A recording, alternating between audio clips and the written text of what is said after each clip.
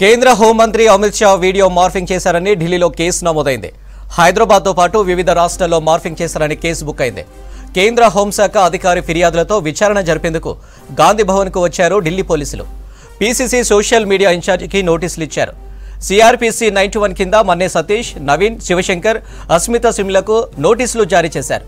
మే 1న విచారణకు రావాలని నోటీసులో పేర్కొన్నారు. విచారణకు హాజరు కాకుంటే చర్యలు తీసుకుంటామని చెప్పారు. ఇప్పటికే అమిత్ షా వీడియో మార్ఫింగ్ పై వివిధ రాష్ట్రాల్లో అరెస్టులు కొనసాగుతున్నాయి. ఈ కేసులో అసోంలో తొలి అరెస్టు జరిగింది.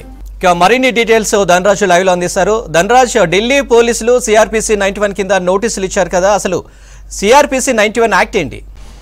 ఏదైతే central home minister Amit Shah రిజర్వేషన్లపైన మాట్లాడినటువంటి ఏదైతే ఫేక్ వీడియో ఉందో ఆ వీడియో అనేది పెద్ద ఎత్తున దేశవ్యాప్తంగా వైరల్గా మారుతుంది. ఈ వ్యవహారం పైననే కేంద్ర హోంమంత్రిత్వ శాఖ చాలా సీరియస్గా తీసుకొని మొత్తం ఈ ఫేక్ వీడియోలకు సంబంధించిన వ్యవహారంలో ఇప్పటికే దేశవ్యాప్తంగా కూడా పలు కేసులు నమోదయ్యాయి.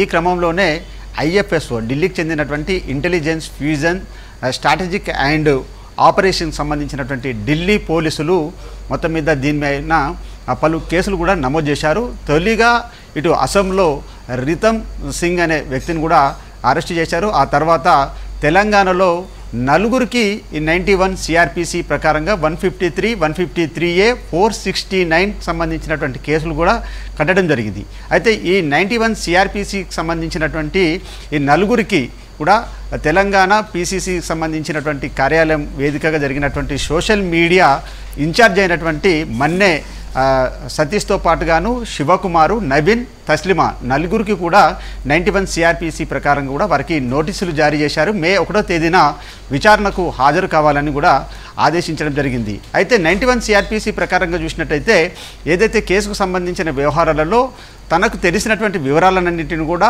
అదేవిధంగా ఈ కేసుకు సంబంధించిన విషయాలు చూసినట్టయితే ఎలక్ట్రానిక్ గాడ్జెట్స్ కావచ్చు, సోషల్ మీడియాకు సంబంధించినటువంటి అకౌంట్ ద్వారా కూడా ఏ విధంగా పోస్ట్ చేశారు, మొదటగా ఒరిజినల్ సంబంధించిన వీడియోను ఆ విధంగా ఎడిట్ కానీ, మార్పింగ్ కానీ, ఫ్యాబ్రికేటెడ్గా ఏ విధంగా చేసి దాన్ని సోషల్ మీడియా అకౌంట్ ద్వారా పోస్ట్ చేశారనే విషయాలపైన కూడా పూర్తిగా వారిని ఆరోపణలు ఎదుర్కొంటున్న వ్యక్తులను విచారించే అవకాశం ఉంది. అయితే 91 సిఆర్పిసి ప్రకారంగా అనుమానిత వ్యక్తులే కాకుండా కూడా వారికి తెలిసిన సమాచారం కావచ్చు, అందులో వీళ్ళు నిందితులుగా కూడా ప్రూవ్ అయితే అక్కడే అరెస్ట్ చేసే అవకాశం కూడా కనబడుతుంది.